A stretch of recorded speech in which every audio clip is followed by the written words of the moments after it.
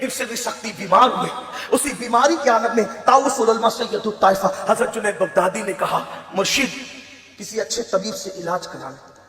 फरमाया, हमारे बगदाद में जितने बड़े हकीम और तबीब इस वक्त नजर आते हैं, उनमें से क्या कोई यहूदी है, कोई नसरानी ईसाई है? मैं अपना हाथ किसी यहूद और नसरानी के हाथ में नहीं दे सकता। हालांकि कोई नाजायज और हराम न तलब कर, जिनके रुतबे है सिवा, उनको सिवा मुश्किल है। मैं अपना हाथ उनके हाथ में नहीं दे सकता, ना उनके पास जाऊंगा, ना उनको अपने पास आने दूंगा। हजरत जुनैद बगदादी कहते हैं, मैंने अपने पीर का इलाज कराना था। मैं गया तबीब के पास जो था यहूदी या ईसाई। मैंने उससे कहा कि मेरे मामू और मेरे पीर बीमार हो गए हैं, लेकिन ना तुम्हें आने देना चाहते, ना वो खुद आना चाहते, अपना हाथ तुम्हारे हाथों में देना नहीं चाहते क्योंकि तुम यहूदी हो। उसने कहा, कोई बात नहीं, तुम्हारे मामू तुम्हारे पीर को हमने कभी नहीं देखा, लेकिन मर्ज चेक करने के लिए उनका पेशाब लाना पड़ेगा। आज भी यूरिन चेक करके बीमारी निकाली जाती है, लेकिन मशीनों के जरिए से। उस वक्त के तबीब लोग इतने जो माहिर थे, पेशाब देखकर बीमारी निकाल लेते थे। तो कहा कि पेशाब ले आओ, यूरिन ले आओ, ताकि मैं चेक करूं कि बीमारी क्या है। हजरत सिद्दीक़ शक्ति का पेशाब लाया गया। उसने पेशाब देख करके कहा, ये तो किसी आशिक का पेशाब, ये तो किसी आशिक का पेशाब है। और कहा, मुझे उसके पास ले चलो, मैं कलेमा पढ़ के मुसलमान होना चाहता हूं। और वाकया क्या बयान कर रहे हैं? वाकया ये बयान कर रहे हैं कि जी एक दफा जो है ना, वो हजरत मारूफ करखी जो थे वो बीमार हो गए, हजरत सरी शक्ति।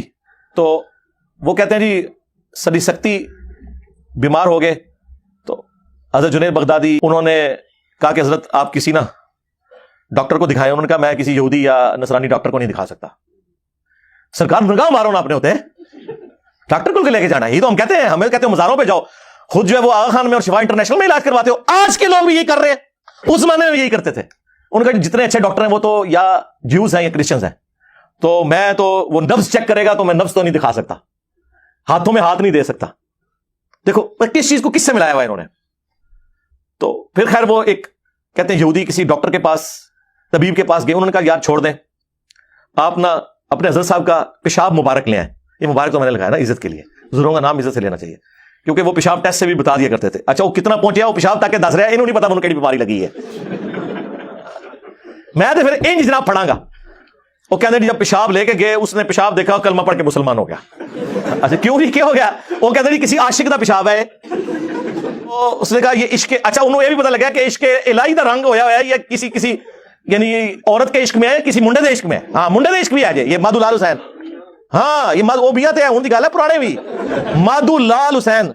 ये माधुलाल हिंदू लड़का है और हुसैन नामी वो बुजुर्ग है जो उन पे आशिक थे, और वो इनको कट्ठा दफनाया गया, और वो मजार बकायदा रिटर्न में इन्होंने बकायदा किताबों के अंदर उनकी करामात लिखी हुई है। तो वो पेशाब देख के तो मुसलमान हो गए। कहते हैं जी वो ये करामत है बुजुर्गों के पेशाब देख के। आप वो कहते हैं आप बुजुर्गों क्या समझते हैं, उनके तो पेशाब देख के लोग कलमा पढ़ते हैं। यार नबी अलैहिस्सलाम को तो देख के अबू लहब ने कोई नहीं कलमा पढ़ा, अबू जहल ने कोई कलमा नहीं पढ़ा। ये कौन सा दीन है जो आप पेश कर रहे हैं? अच्छा सोशल मीडिया ने इनके लिए प्रॉब्लम खड़ी कर दी है कि पहले ये चीजें किताबों में लिखी हुई थी और पब्लिकली आम नहीं हुई थी, कोई जरूरत भी नहीं करता था कि बयान करके इसको इस तरीके से इसकी इंजन नहीं करे। हमने करनी शुरू की है, तो अब आप देख लें इनके लिए कितनी बड़ी मुसीबत खड़ी होगी। तो इस तरह की कई एक वाकयात हैं, इन्होंने कहानियां मशहूर की हुई हैं, वो करते रहे, इसका एंड रिजल्ट कोई नहीं है, बस मजाक ही उड़ेगा ना।